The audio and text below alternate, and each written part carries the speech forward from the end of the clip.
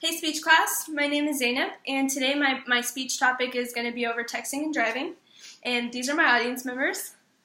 This is Jamie, this is Sana, and Ada.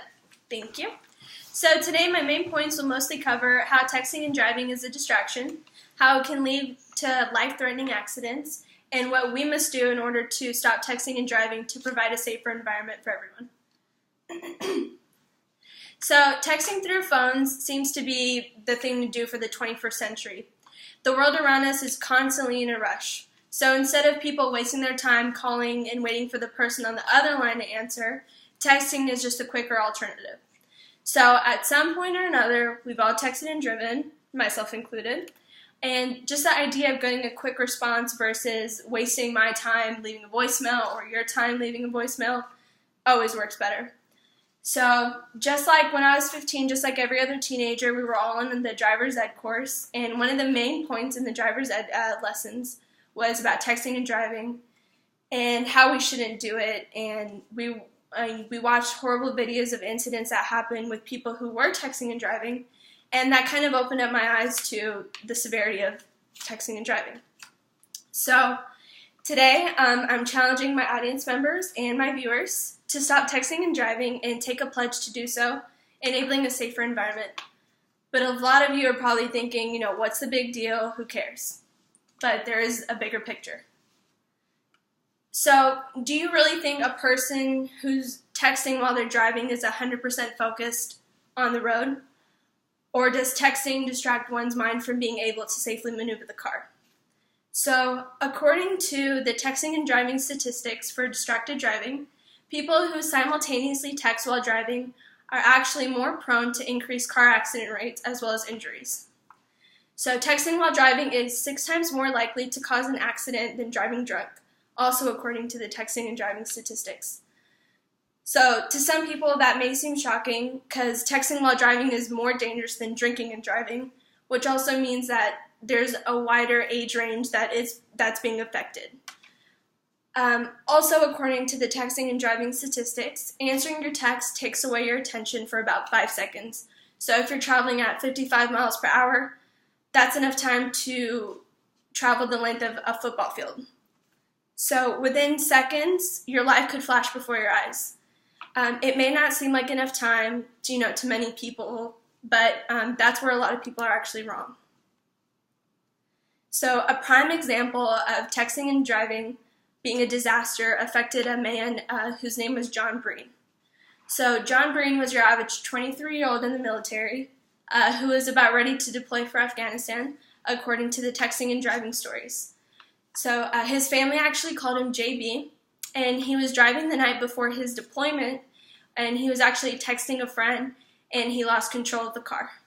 So, and also according to the texting and driving stories, he was ejected from the vehicle and died of a massive skull fracture. So an increased risk of accidents and injuries still doesn't seem to faze most teenagers and also adults. According to the texting and driving statistics, did you know that 13% of drivers between the age of 18 and 20 involved in car wrecks admitted to texting or talking on their mobile devices at the same time of the crash? Even though people know not to do it, they're still doing it, and even if it's against the law, people are still doing it. So this is a problem that definitely needs to end. And awareness needs to be raised in all parts of the country. And also, according to the texting and driving statistics, 77% of young adults are very or somewhat confident that they can safely text while driving. As you can see, many of these people in the world are indifferent towards texting and driving. No one seems to think that, hey, that could be me, but it could very well be them, just like it was JB. So Teresa Bean is JB's mother. She says that he thought he was invincible according to the texting and driving stories. So this is a mentality in the end that turned around to be detrimental not only to JB, but it affected his parents, his friends, and most of all his little daughter that he had. So Mrs. Breen shares the story of JB with us, and she tells us that he knew better than to be texting and driving, and he was even warned by his father, who constantly told him to put down the phone. And in the end, the phone controlled his life. So this loss has affected the Breen family as well as friends and family in many different ways. And Mrs. Breen expresses her feelings when she sees people texting and driving while she's driving, and how it makes her so upset. She, according to the texting and driving stories, she would just like to pull them over and tell them about JB and how what happened to JB can happen to them too. So this personal testimony of the consequences of texting while driving enables us to question ourselves and say, what can we do to stop texting while driving to enable a safer environment? So what are we as a generation of the young adults going to do about texting and driving? Here are some simple solutions to start a better and safer environment for us all. According to the featured video of the 5 seconds, they advise us to designate a texter, borrow thumbs from a friend or lend yours to a friend.